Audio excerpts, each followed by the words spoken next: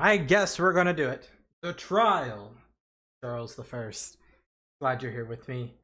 We definitely had some context prior to this, so if you want to go check that out, what can a monarch be tried for treason? Find out. 20th, 1649, Charles I, King of England, Scotland, and Ireland, appeared before the English High Court of Justice. Hours earlier, he had been officially charged with tyranny, treason, and murder.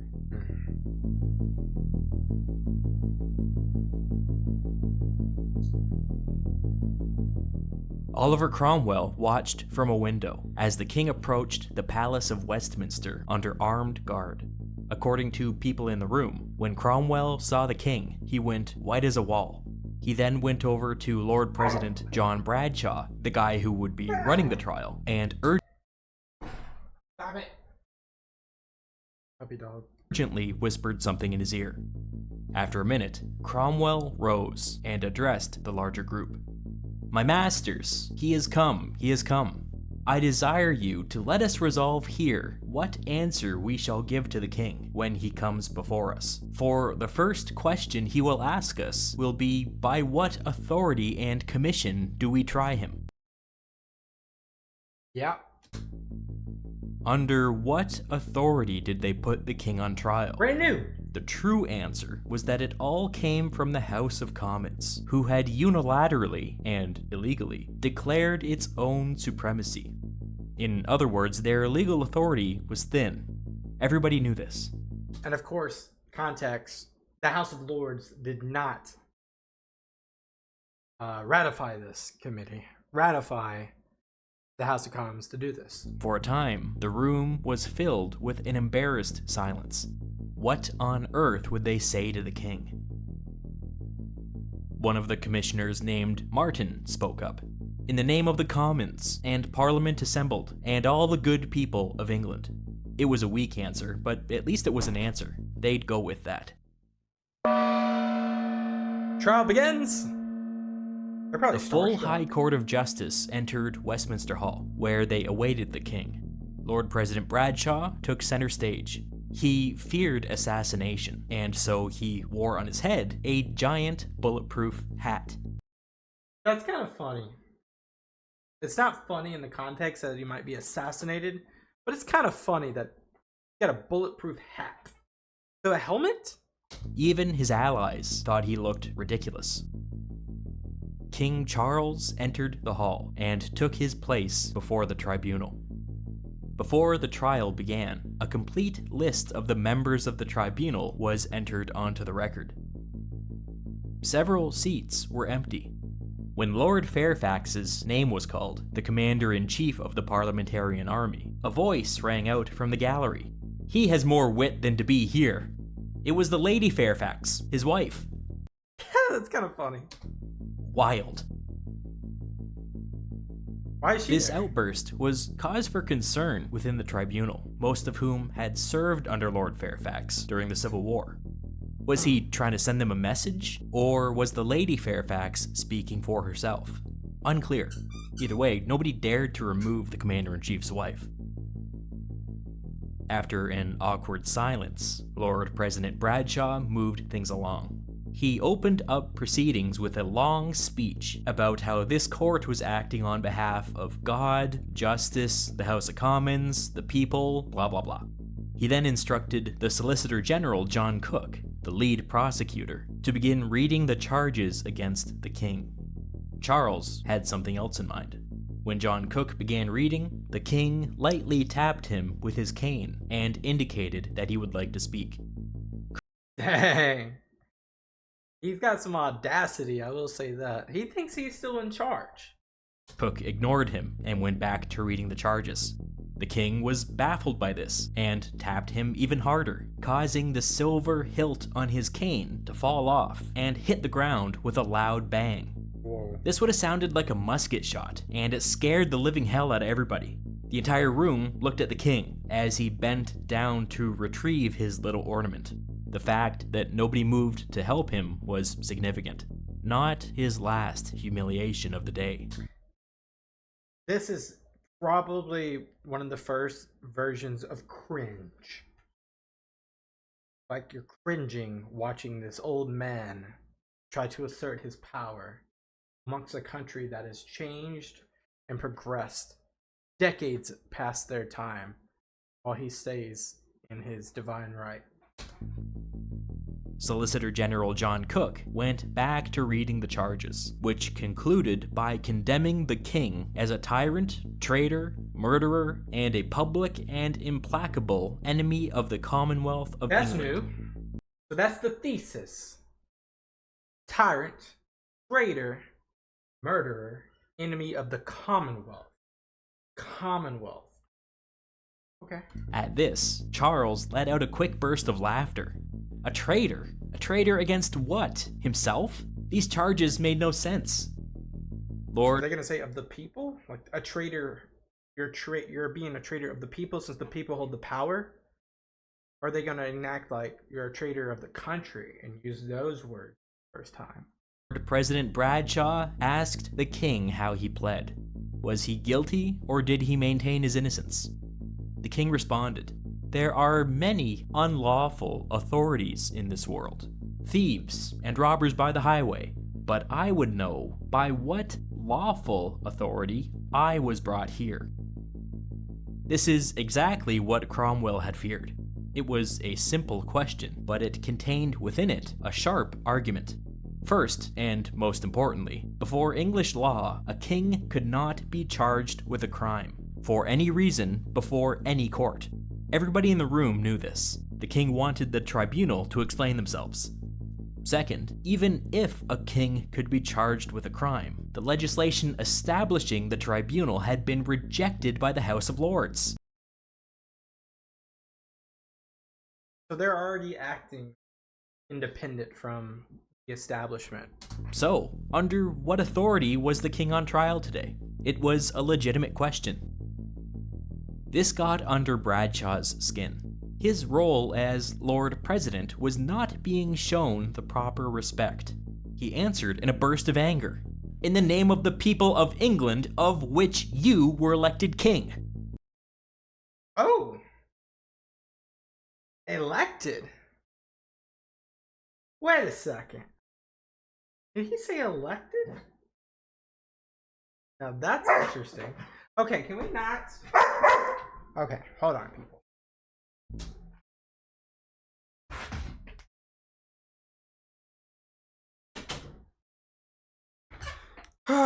Sorry for that. It was a madhouse in this room. Where was I? Elected. This was not the answer that they had all agreed to beforehand. Bradshaw had just made a massive blunder. Is it the elected part? It also gives us a hint as to how Bradshaw viewed the monarchy. And they elected. They chose Bradshaw to represent them in terms of the judge, I would say, in this, right? Bradshaw had ties to radical Protestantism, and radical Protestants at the time used the word election to mean something that was random, arbitrary, and unearned.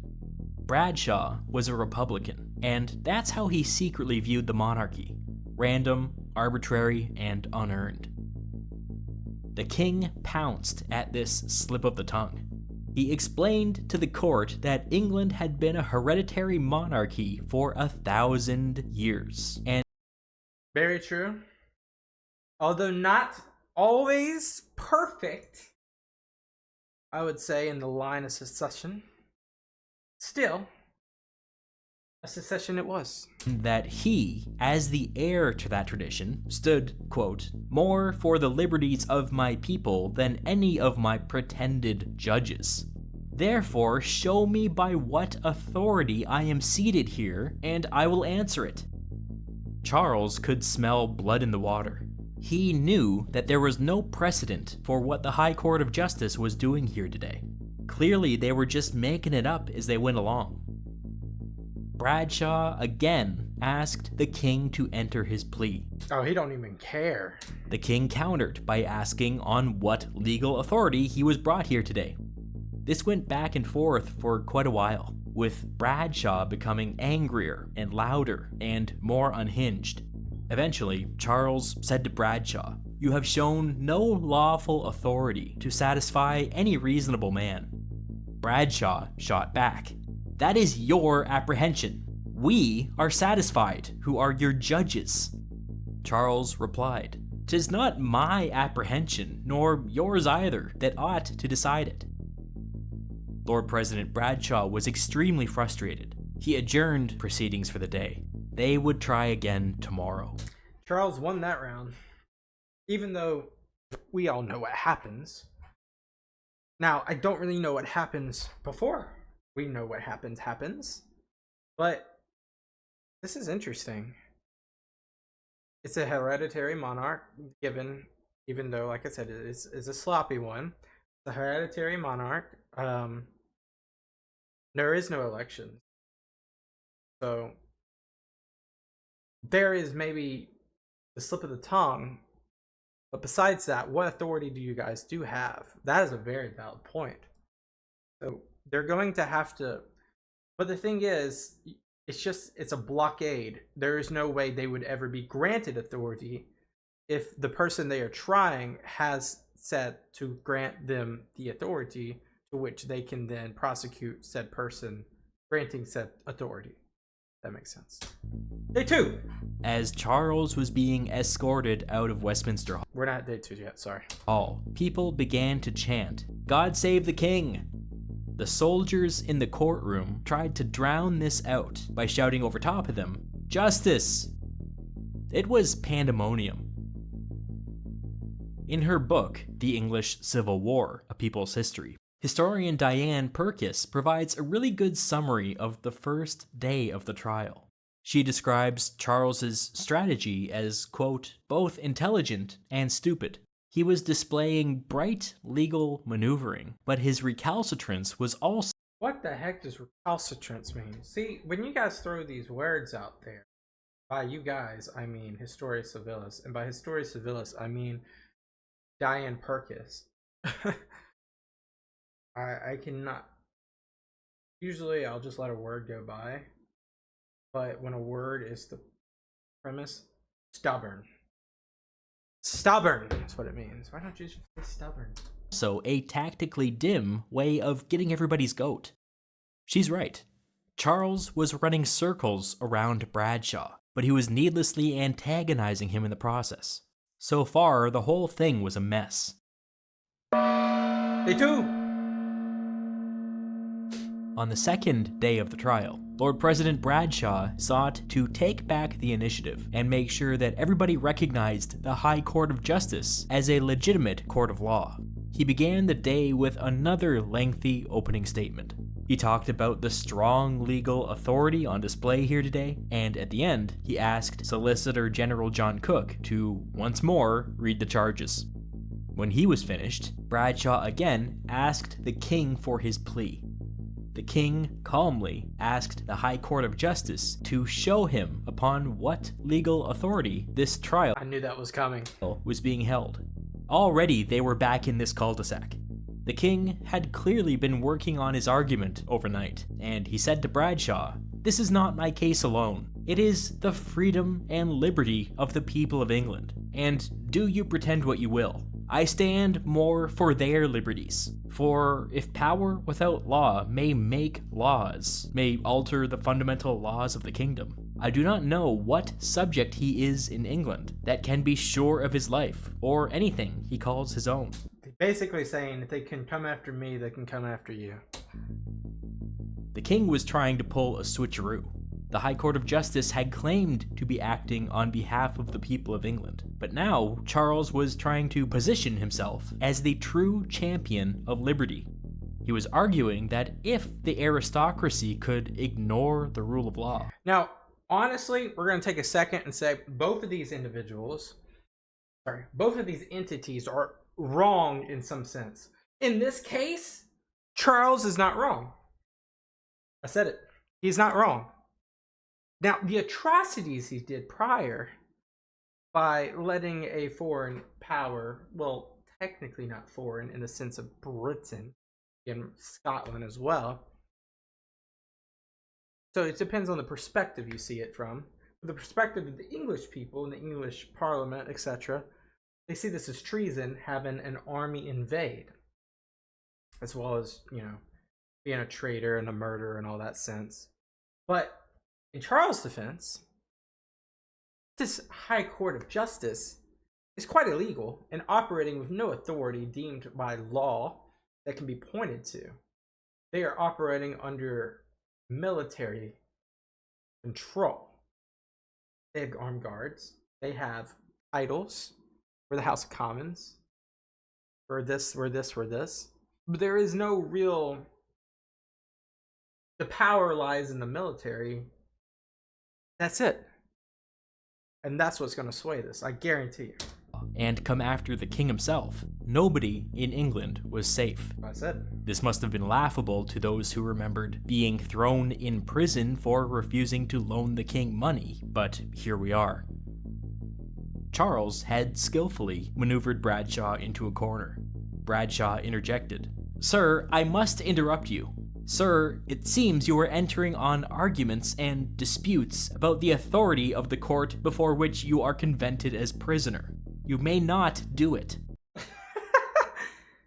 Oh man, I have no issues trying Charles. You guys have to come up with a better conversation or thesis here. The House, they're rushing this too. They're rushing this.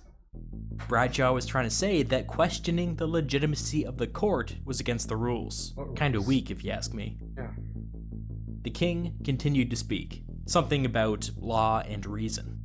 Bradshaw cut him off again. "You speak of laws and reason. It is fit. There should be law and reason, and those are both against you. The vote of the Commons of England in Parliament, that is the reason of the kingdom. It is..."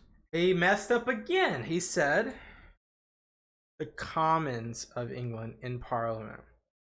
He's opening up the opportunity for him to also say, for what about the Lords, which also make up Parliament?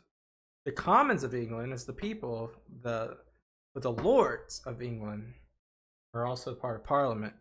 So they should have lobbied a lot harder with the Lords before this.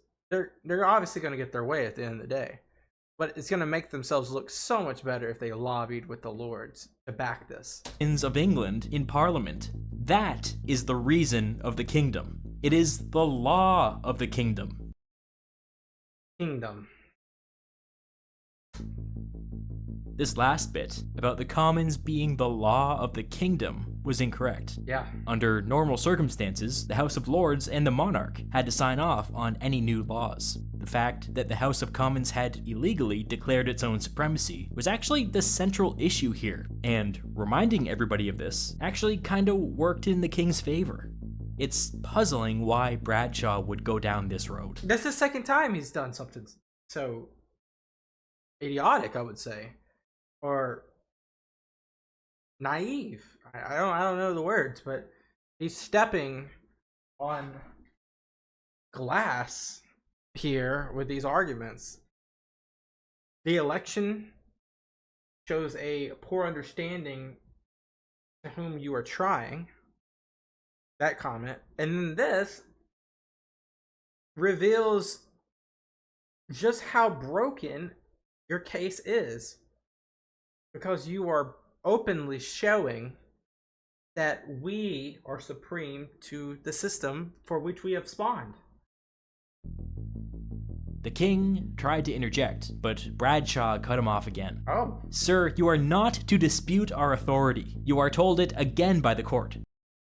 Dang. This is a coup. This is a coup d'etat. Again, the king tried to speak. "Sir, it will be taken notice of you that you stand in contempt of court." A contempt of court charge was a huge deal at this time. It meant that the trial could proceed without the defendant. Oh, what kind of banana republic are we doing over here? Man, this is so funny, because usually a coup is like taking over the government. The government technically in the eyes of how we see government in 1649, it's the commons, it's the lords, it's the monarch. But you are overthrowing one of the three legs of the stool by way of diminishing the authority. But you have a reason, of course, the Civil War, XYZ.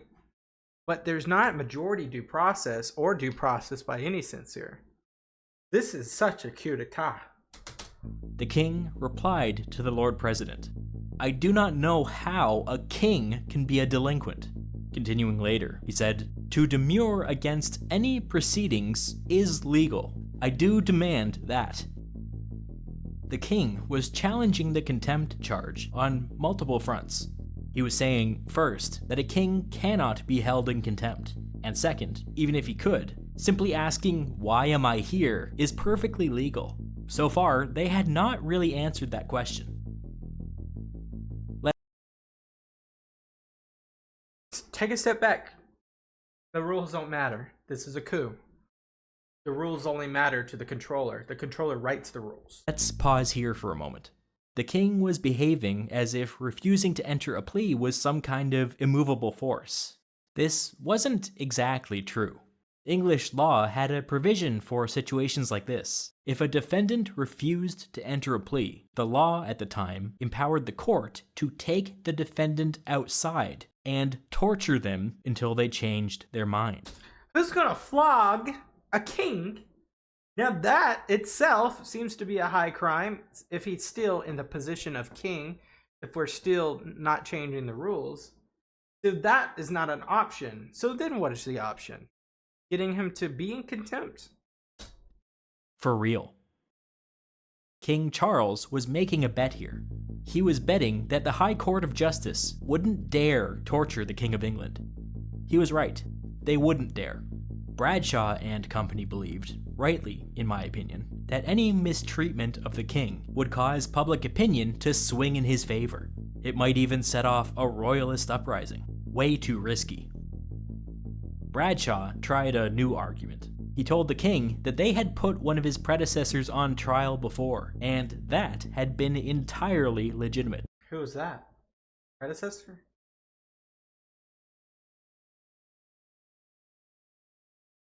Who? Now, I have no idea what Bradshaw is talking about here. Plenty of kings had been imprisoned or forced to step down, but nothing like this, not a trial. Charles didn't know what he was talking about either. He interrupted Bradshaw. "I deny that! I deny it! Show me one precedent!" Bradshaw had made an assertion that he couldn't back up. That's three! That's three! Where did y'all find this guy? The street? Yes, they did. They found him on the street. His third major blunder. He responded, "Sir, you ought not to interrupt while the court is speaking to you. The point of precedent is not to be debated by you." Bradshaw was saying with a straight face that this court of law was not interested in hearing precedent? What? That's crazy. Bradshaw feebly asked again for the king to enter his plea, and again the king responded that he would be happy to do so once he knew under what authority this trial was being held. Bradshaw had had enough. Is he gonna get him in contempt or is he gonna adjourn? And called for the prisoner to be removed. But the king had more to say. He called out, "Wait, I require some time to state my reasons." Bradshaw responded in anger, "Sir, it is not for prisoners to require." The king replied, "Sir, I am not an ordinary prisoner." Bradshaw started shouting again, but Charles talked over him and just started giving his speech anyway. He got to a part where he said that it was, quote, "for the liberty, freedom, and laws of my subjects that I ever took up." He stopped himself. Charles Took up what? Arms against what? Ooh, he almost said it. Charles had just made a mistake. He was going to say took up arms, but this would have been an admission that he had started the Civil War. He corrected himself. "Defended myself with arms. I never took up arms against the people, but for the laws." That was a close one. At last, the king was taken away under guard. The calls of "God save the king" and "Justice" followed him out of the room.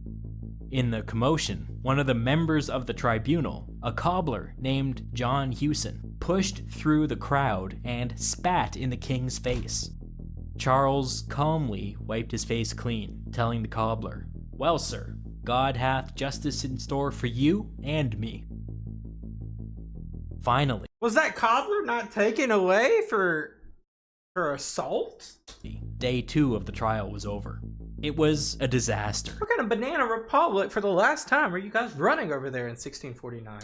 You wouldn't have thought it possible, but Bradshaw had mucked things up, even worse than on day 1. King Charles was successfully positioning himself as a champion of the liberties of the people, and Bradshaw had failed to stop him. I don't think he's being successful because it's like, how can you scale a 90-degree wall? How? Okay, like how? There was no excuse for the trial to be going this badly.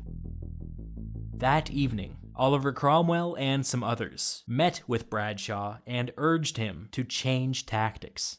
This wasn't working. Y'all found the worst person to do this. Why can't Cromwell just take over? Bradshaw maybe didn't fully appreciate this, but people were terrified. Nobody knew if this new regime would survive. Members of the tribunal were actually being persuaded by the king's arguments. They now feared that the tribunal was not a legitimate court of law. Something had to change. Victory? How can we muck Day it up? 3 of the trial began in the old, familiar way. The king was hauled in, and Solicitor General John Cook read the charges. After yet another lengthy speech, Bradshaw asked the king for his plea. This time, Charles was silent. He appeared to be deep in thought. Finally, he spoke up.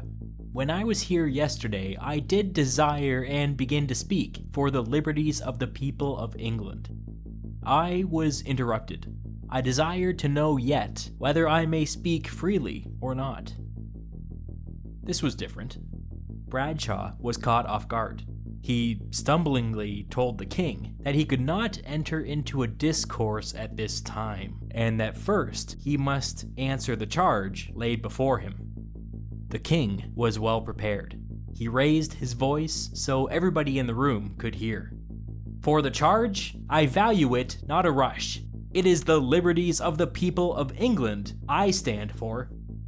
He was playing to the crowd now. Bradshaw was instantly enraged. He rose to his feet and took a few steps towards the king, as if things were about to get physical. He shouted, "Truly, sir, men's intentions ought to be known by their actions. You have written your meaning in bloody characters throughout the whole kingdom." Bradshaw was speaking of the Civil War. How dare the king pretend to defend liberty when he had killed tens of thousands of his own people? The king tried to interject again. True. By the way, Charles I sounds like a horrible person. However, this is not the way to do it. But Bradshaw turned and began speaking to the clerk. The king was to be held in contempt of court. He ended his instructions with the phrase, "Clerk, do your duty." At this, the king let out a snort and muttered something under his breath. Bradshaw turned to the king. "You are before a court of justice." The king looked to the row of soldiers behind him. "I see before me a power." With that, Lord President Bradshaw He's talking about the military. It's a coup. adjourned proceedings and ordered the prisoner removed. As promised, he had changed tactics. The king had been found in contempt of court. Under English law at the time, his presence at his own trial was no longer necessary. Bradshaw and the High Court of Justice would begin hearing evidence without him.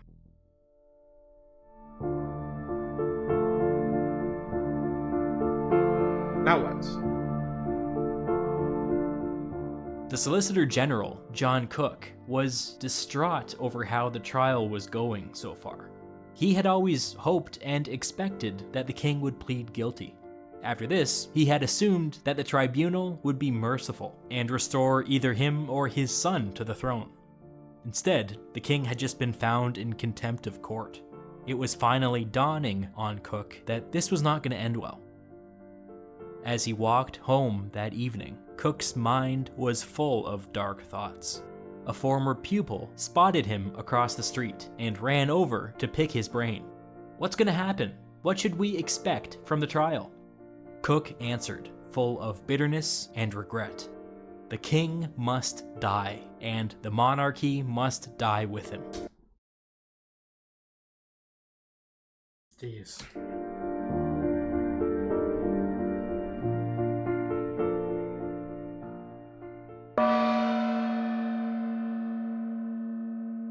On the fourth day of the trial, the High Court of Justice met in the Painted Chamber, a much smaller adjoining room, to hear evidence.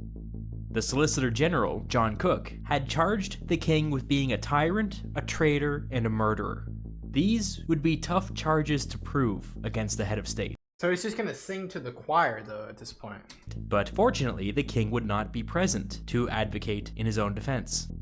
Cook decided to really focus the testimony on whether or not Charles was a traitor, since it seemed obvious that the questions of tyranny and murder would follow naturally from that. At the time, the traditional definition of the word treason was when somebody took up arms against their king. But the House of Commons and the High Court of Justice had gone to great lengths to argue that the state's power emanated not from the king, but from the people. Think about this. If the king was the embodiment of the state, and the state's power came from the people, then attacking the people was kinda like attacking the king. This was a core tenet of popular sovereignty.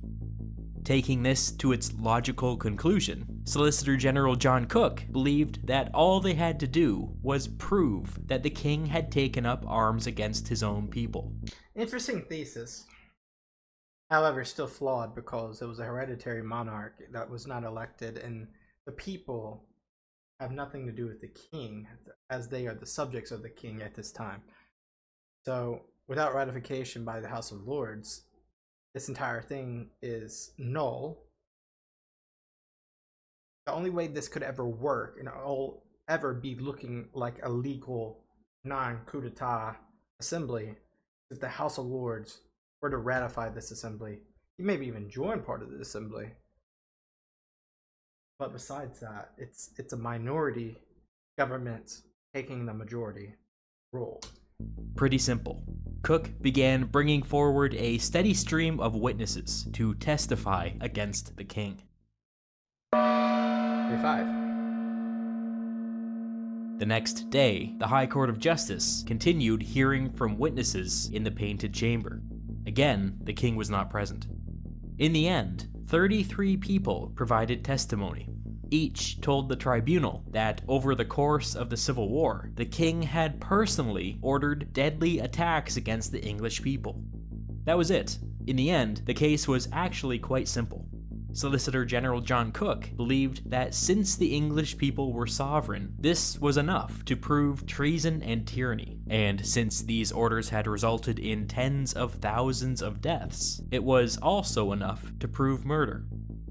The members of the High Court of Justice served as both judges and jury. Among and future executioner. themselves, here in the Painted Chamber, away from the public, they decided that the king was guilty. Oliver Cromwell pulled off with a small group of allies to write up a death sentence. But when Cromwell and friends presented the death sentence to the group, only 46 of the 135 members agreed to sign it. That's a minority. Of the minority. So now what happens? People were afraid. What if the king somehow returned to power? Like Palpatine?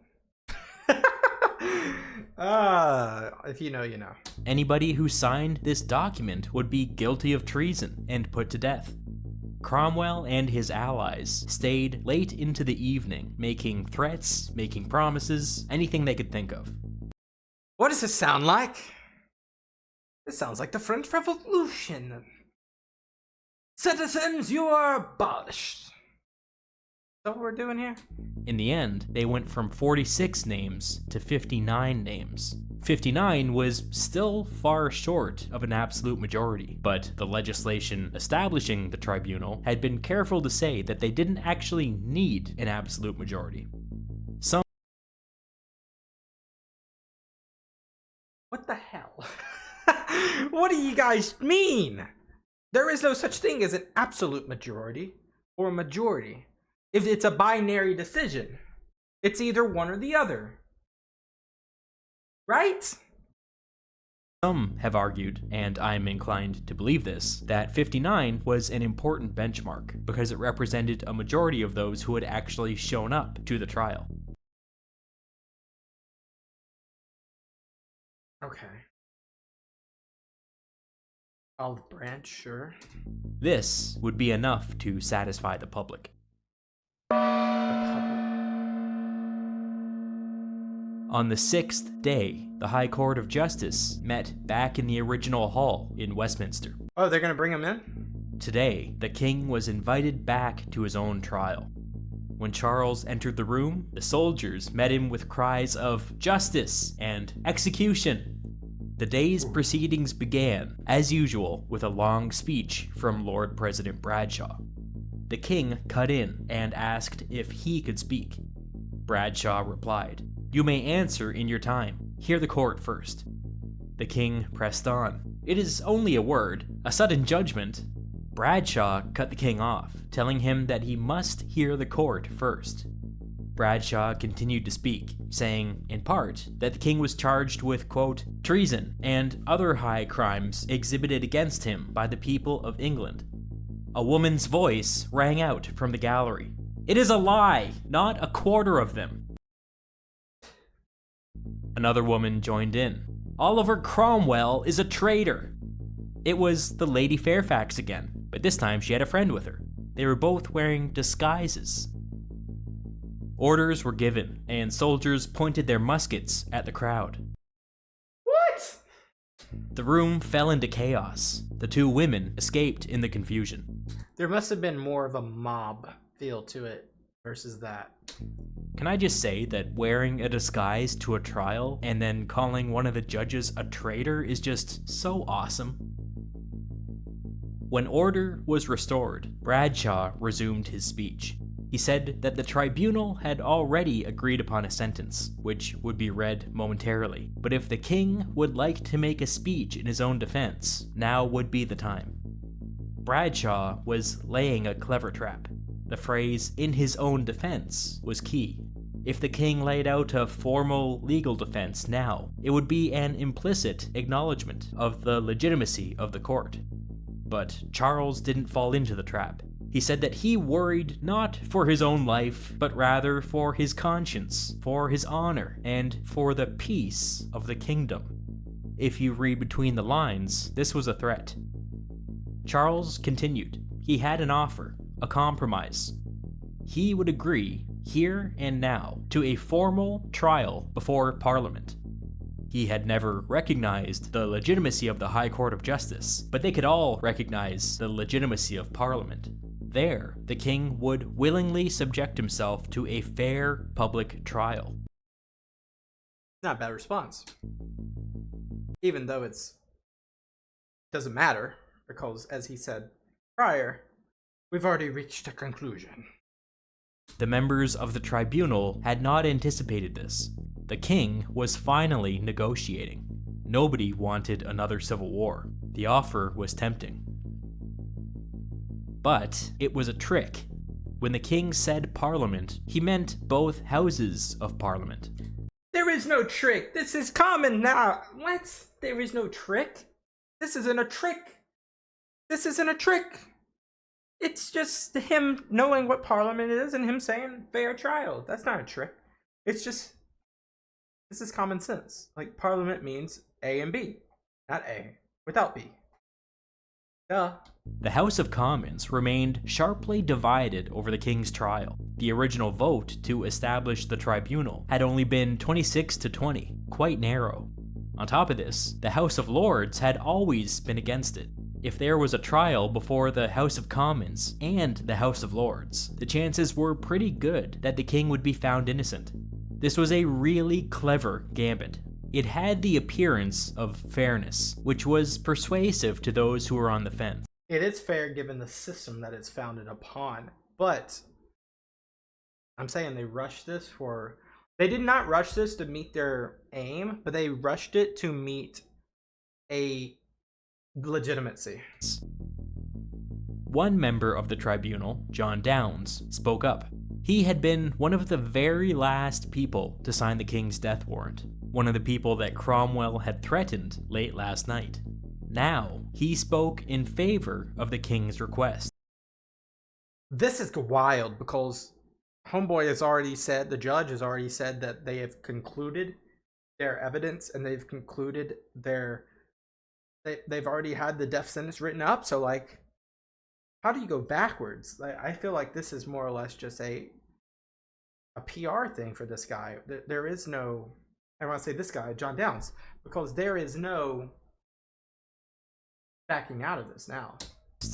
Have we hearts of stone? Are we men?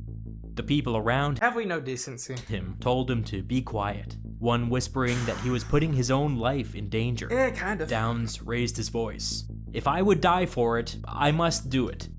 Cromwell was angry and rushed over to Downes' side, whispering loudly, "What do you mean to do? Cannot you be quiet?" Downes continued, growing even louder. "Sir, no, I cannot be quiet."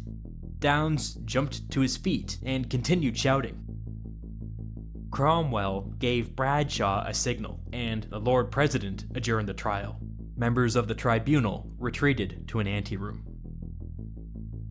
A half hour later, the trial resumed. Downes' seat was empty. They probably said, we're going to go ahead with it anyway, and then the guy said, no, fine, I'm not going to be there to be a part of this. King continued making his request for a trial before Parliament. When he was done, Bradshaw launched into yet another extremely long speech. He concluded by calling the king a tyrant, a traitor, and a murderer. The king realized that Bradshaw was just gonna ignore his request. He cut in. "I only desire a word before you give sentence." Bradshaw pressed on. "For all which crimes and treasons, this court doth adjudge that he, the said Charles Stuart, is a tyrant, traitor, murderer, and public enemy to the good people of this nation, shall be put to death by the severing of his head from his body." Charles tried to speak once more, but he was pulled out of the room. The trial was over. The king had been sentenced to death.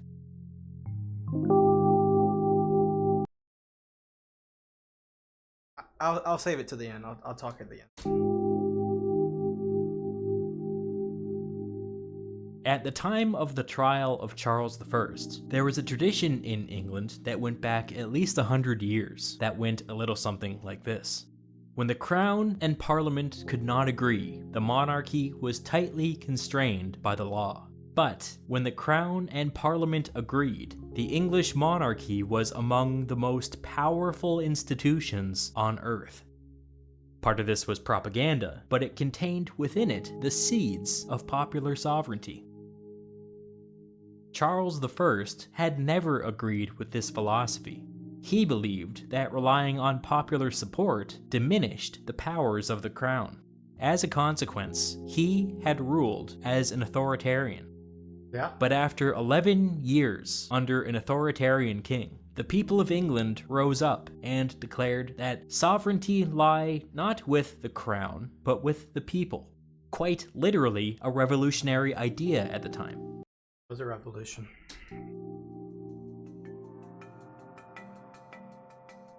King Charles I was put to death on January 30th, 1649. At his execution, he spoke at length about the proper role of Parliament, telling the crowd that, quote, "a subject and a sovereign are clean different things." That had been true in the past, but now it was no longer the case. Right. popular sovereignty had come to England, which meant that it was now possible for monarchs to commit crimes against their own people. Do. Okay, cool. So Charles the First, horrendous individual. It seems. I'd love to hear your opinions if he was not in your. But kind of go into the foot of the problem, not the Civil War and all that stuff. Foot of the problem. This is a coup d'état, in my opinion, because a minority of the minority. So the government is the House of Lords, the House of Commons, and the monarch. A minority of that, the House of Commons. The House of Commons created this assembly, which is not ratified by either the other two legs of the stool of the government. Then that said, Court of High Justice, which is the assembly I'm speaking of, when that comes, they found somebody as a representative to be their judge, who is simply horribly biased, which in any real legality would be immediate dismissal of being a judge. If you must not have biases. However, it'd be really hard to find an unbiased person against the most popular person in the kingdom. So that's besides the point. The other side is the death sentence. That was more or less like, I compared that. I forget the nickname of the coup d'état, but that was almost like the French Revolution, where citizens, you were dissolved, the House of Elders, etc., and the blah blah blah. That it feels the same way, and then the same like regard of quote unquote they reached 59%, not 59% because that would be a real majority, but 59 of the whatever people in the Court of High Justice said yes to the death sentence, and they made it a legality of threats, and then not a legality of threats, made it a legality of these are the present majority versus the total majority. So it would say if the people were not there, they would not have a real say to it. So there's some problems there. And then to say that there was merely this was rushed, but it's a revolution. I'm not denouncing and that's the thing. In any revolution, this is a revolution, in my opinion. In any revolution, the people are going to break the current law, the current administrative law. So I can't get mad at their spirits, right? Because in their heads, they are doing what they believe is right. They are being revolutionaries. However, in a history context, this isn't due process, so it cannot be legitimized. It must be looked at the view of a revolution.